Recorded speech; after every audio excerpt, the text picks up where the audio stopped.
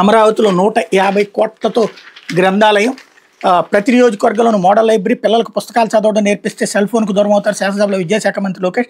రాజధాని అమరావతిలో 150 కోట్ల అంతర్జాతీయ ప్రమాణాలతో రాష్ట్ర గ్రంథాలయ నిర్మాణ పనులు ప్రారంభించి 24 నెలల్లో పూర్తి చేసేలా చర్యలు తీసుకుంటామని విద్యాశాఖ మంత్రి లోకేష్ వెల్లడించారు. రాష్ట్రంలో గ్రంథాలయాల అభివృద్ధికి శోభా డెవలపర్స్ సంస్థ 100 కోట్లు విరాళం ఇచ్చేందుకు ముందుకొచ్చిందని చెప్పారు. సోమవారం శాసనసభ ప్రశ్నోత్తరాల సమయంలో గ్రంథాలయాల అభివృద్ధి సెస్సు బకాయిల మీద ఎమ్మెల్యేలు మండల బుద్ధప్రసాద్, పల్లె సింధూరారెడ్డి, గణబాబు అడిగిన ప్రశ్నకు మంత్రి లోకేష్ సమాధానం ఇస్తూ మాట్లాడారన్నట్టు వార్తని హైలైట్ చేశారు. వాస్తవానికి గ్రంథాలయాలకు స్థానిక సంస్థల నుంచి సెస్ మొత్తాలు 22-23లో 40%, 23-24 45%, 24-25లో 52% వసూలని పంచాయతీరాజ్ పురపాలక శాఖ మంత్రులతో చర్చించి బకాయిల వసూలుకి చర్యలు తీసుకుంటామని కూడా చెప్పారన్నట్టు వార్తని హైలైట్ చేసి చాలా మంచి ఆలోచన.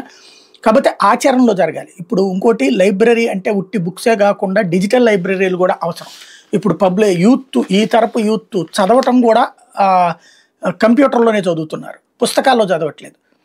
రెండు పెట్టండి, అప్పుడు కాస్త ఉపయోగపడుతుంది. ఇకపోతే పీసీబీని